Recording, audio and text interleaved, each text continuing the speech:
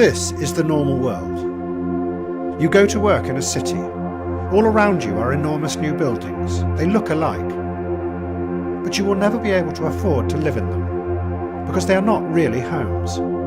They are blocks of money, bought by global investors whose money has nowhere else to go.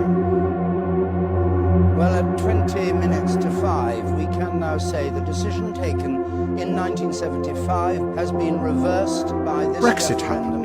It showed that all the people who are supposed to tell you about the world, the journalists, the politicians, the think tank experts, know nothing. It showed that they and you live in a dream world, detached from reality. You spend your days and nights on social media. The original vision was that it was going to open up a new paradise where information was shared freely. But now, the algorithms are so strong and know so much about you that they only give you what they know you like. You have become trapped in an echo chamber, where all you see and hear is you.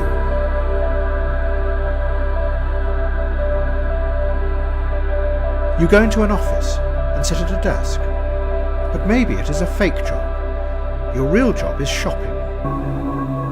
The true factories of our time are the shopping malls. That is where the real hard work is done.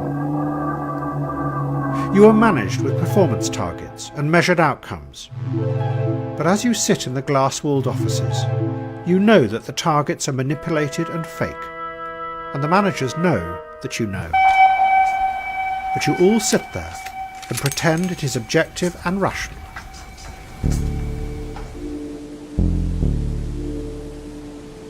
You are cool, and you know what is cool. The original idea of cool, back in the 1960s, was that you would pull back and see the world for what it really was, the violence and brutal power hidden under the surface. A detached gaze, free of political manipulation. But then the politics fell away, and now you are just left detached. You know that the politicians today have no idea what is happening. They pretend to be in control, but they are helpless in the face of the refugee crisis, and they do nothing to stop the corruption, the growing inequality, the emptying of the cities by the waves of money. But maybe they aren't really politicians any longer.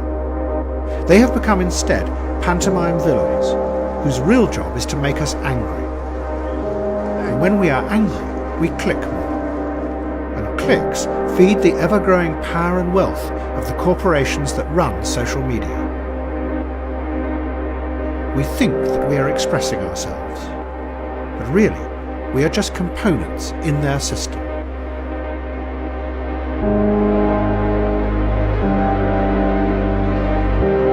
At the moment, that system absorbs all opposition, which is why nothing ever changes.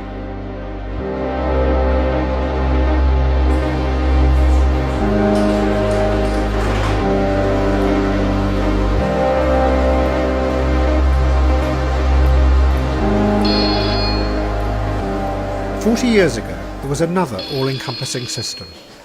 It was in the Soviet Union. But by the 1970s, the system was starting to crack. Russia became a society where everyone knew that what their leaders said was not real, because they could see with their own eyes that the economy was falling apart. But everybody had to play along and pretend that it was real, because no one could imagine any alternative. One Soviet writer called it hypernormalisation.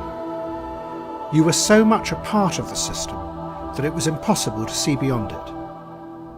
The fakeness was hypernormal.